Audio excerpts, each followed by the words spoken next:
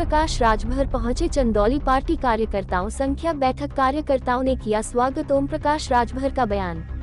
नवरात्रि में योगी सरकार द्वारा रामायण के निर्णय पर बोले ओम प्रकाश राजभर। कहा जो पार्टी सत्ता में रहती है वह अपने हिसाब से धार्मिक फैसले लेती है, किसी को इसका विरोध है तो सत्ता में आने का प्रयास करे। कांग्रेस, सपा और बसपा जब सत्ता में थी तो उन्होंने क्या किया ये सबने देखा है।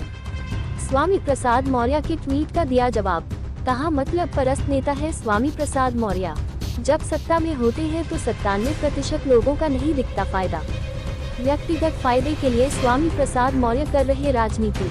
रामचरितमानस का पूजन अर्चन कर खुद बने मंत्री, बेटी को बनाया सांसद। आज कर रहे हैं विरोध। किया सवाल का जब सत्ता में रहे तो क्यों नहीं याद है पिछड़े दलित। राहुल गांधी के बयान पर प्रतिक्रिया। कहा सदन में बोलने का अधिकार सभी सदस्य का, बोलना होता है उन्हें स्पीकर समय देते हैं। राहुल गांधी का बयान औचित्यहीन। नेता दो मुँहा सांप होते हैं, फायदे के लिए बातें बनाते हैं। महबूबा मुफ्ती के भगवान शंकर के जलाभिषेक और बोले राजभर। कहा पॉलिटिकल लोग ये कब करते रहते हैं, कभी जल चढ़ाएंगे कभी चादर। इनका विरोध करने वाले गैर राजनीतिज्ञ। 2024 चुनाव में तीसरे मोर्चे पर ली चुप्पी। कहा ईडी सीबीआई से भाग रहे लोगों का गिरोह तीसरा मोर्चा। ईडी सीबीआई भाजपा को नहीं डूबेगी राजभर। बाइट ओम प्रकाश राजभर।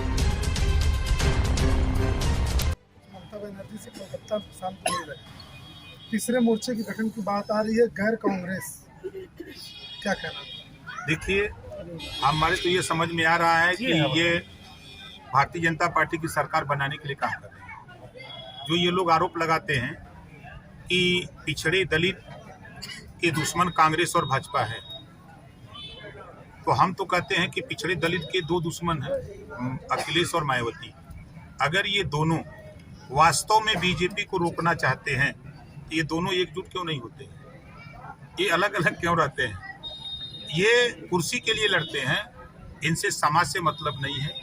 ये कुर्सी के लिए चिल्ला रहे हैं। अगर ममता बनर्जी के यहाँ गए हैं, ये मायावती के यहाँ क्यों नहीं जाते?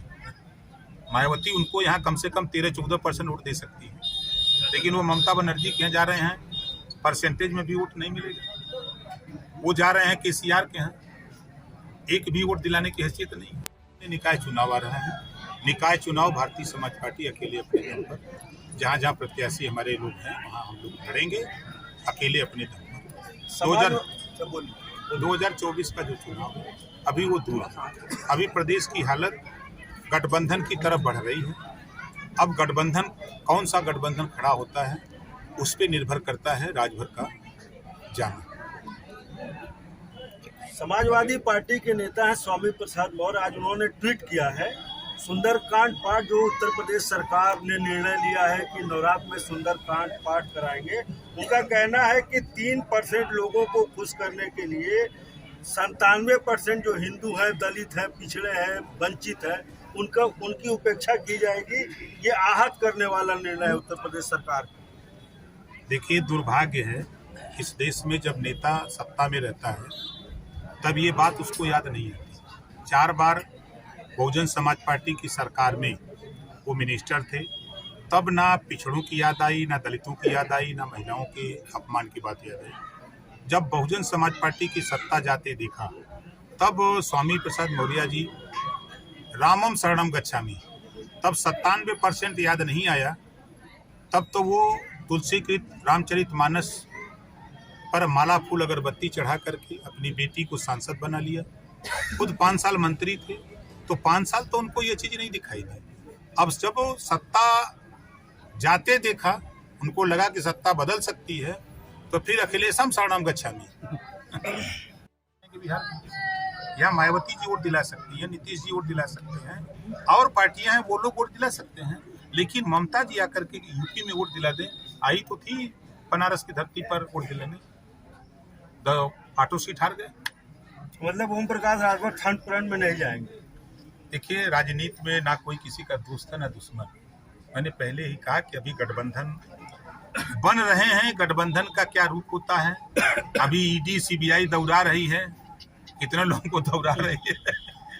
ईडी और सीबीआई भारतीय जनता पार्टी को ले डूबेगी, देख लीजिएगा। ईडी सीबीआई से तंग आके नेता लोग बोल बना रहे हैं। राहुल गांधी आज संसद पहुंचे और बाहर निकलते वक्त उन्होंने कहा कि अगर मुझे बोलने का मौका दिया जाएगा तो मैं अपना पक्ष रखूंगा। कि विदेशों में उन्होंने क्या कहा? देखिए, राहुल जी बड़े नेता हैं, राष्ट्रीय पार्टी के नेता हैं, उस पर हमारा कमेंट नहीं, लेकिन सदन में वो सदन के सदस्य हैं, तो न बोलने देने का सवाल ही कहाँ खड़ा होता है। हम भी विधानसभा के नेता हैं, अपने छोटी सदन विधानसभा, हमको भी टाइम मिलता है। जो भी सदस्य चाहता है बोलना, स्पीकर उनको टाइम देता है। तो ये भागने की बात होगी क्या कि बाहर मीडिया से कह रहे हैं कि हमको बोलने का मौका दिया जाएगा तो अपना बात रखें? देखिए, हम बार बार कहते हैं कि नेता लोग दुमुहिया सांप होते हैं। ऐसा नहीं हम अपने को अलग कह रहे हैं, हम नेता लोगों को कह रहे हैं, उसमें हम भी आते हैं। नेता लोग दुमुहिया सांप होते हैं, अंदर कुछ बाहर कुछ, वही भाषा है। एक नई चीज आई है, महबूबा मुफ्ती ने शंकर जी को जल चढ़ाया है। आज चकिया विधानसभा के पार्टी के नेताओं द्वारा कार्यकर्ता सम्मान समारोह रखा गया था, उसी में हम लोग आमंत्रित थे, उसी में आए। तो क्या समझा था 2024 की तैयारी है?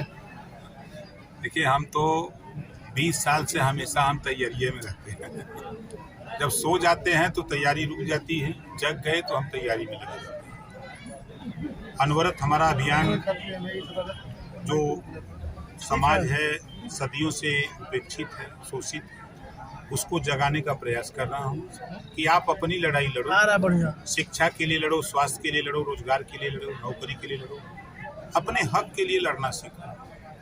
कल तक हम अंग्रेजों के गुलाम थे, आज हम नेताओं के गुलाम हैं। जातियों के नेता अपनी जाति का वोट पार्टियों को जिसमें रहते हैं उनको दिला तो देते हैं, लेकिन जब समाज को हक दिलाने की बात आती है तो ये नेता वहाँ चुपचाप मार के 5 साल समय बिताते हैं। तो ये बात उनको समझा रहे हैं।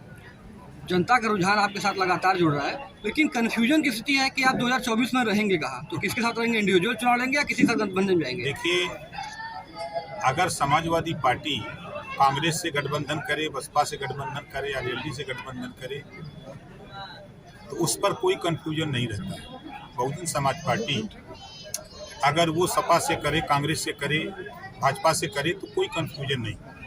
भारतीय जनता पार्टी 50 दलों से गठबंधन करे, कोई कंफ्यूजन नहीं। लेकिन ओम प्रकाश राजभर अगर गठबंधन करे तो कंफ्यूजन पैदा हो जाता है। तो ये इतिहास है, किसी पार्टी को उठा के देखिए। चुनाव के समय गठबंधन होते हैं, सफल रहा तो साथ रहा, गठबंधन असफल रहा तो अलग अलग हो।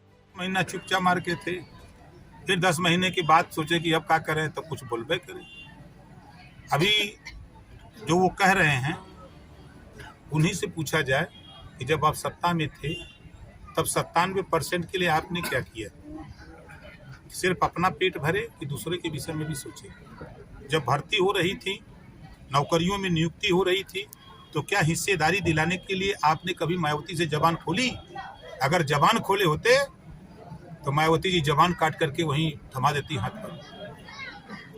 आज जो बोल रहे हैं ये सत्ता में रह के क्यों नहीं? 5 साल तो बीजेपी के साथ मंत्री थे और सत्ता का स्वाद खूब लिए, उस समय क्यों नहीं ये बात बोली?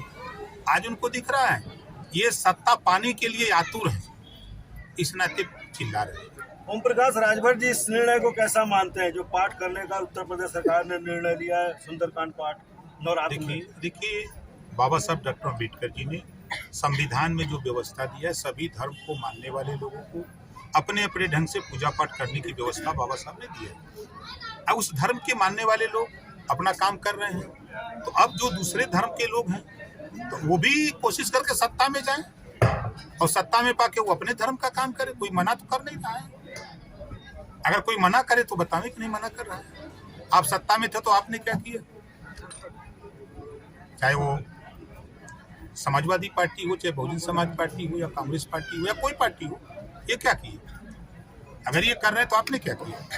आखिरी सवाल ओम प्रकाश जी, विधानसभा में अखिलेश यादव आपको संबोधित करते हुए कहा कि क्या आप जातिगत जनगणना के साथ हैं?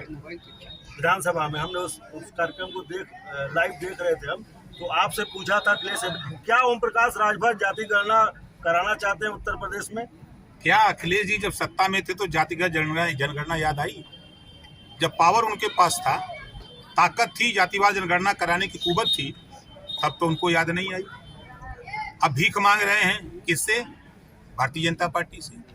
जब आप उस कुर्सी पर थे, आपकी भी पार्टी कांग्रेस को समर्थन दिल्ली में दी थी, तब आपने जातिवार जनगणना क्यों नहीं कराई? आज प्रमाण है कि नीतीश जी जातिवार जनगणना करा रहे हैं। केंद्र से ठीक है, उनका गठबंधन सरकार थी, लेकिन आज गठबंधन टूट गया, वो करा रहे हैं। तो जब आपकी सरकार थी तो आपने क्यों नहीं कराया? और जहां तक सवाल ओम प्रकाश राजभर का है, तो ओम प्रकाश राजभर 20 साल से चिल्ला रहे हैं। जब से हमने पार्टी बनाई, हमारी पार्टी के संविधान में है कि जातिवार जनगणना जब तक नहीं होगी तब तक सबको बराबर हिस्सा नहीं।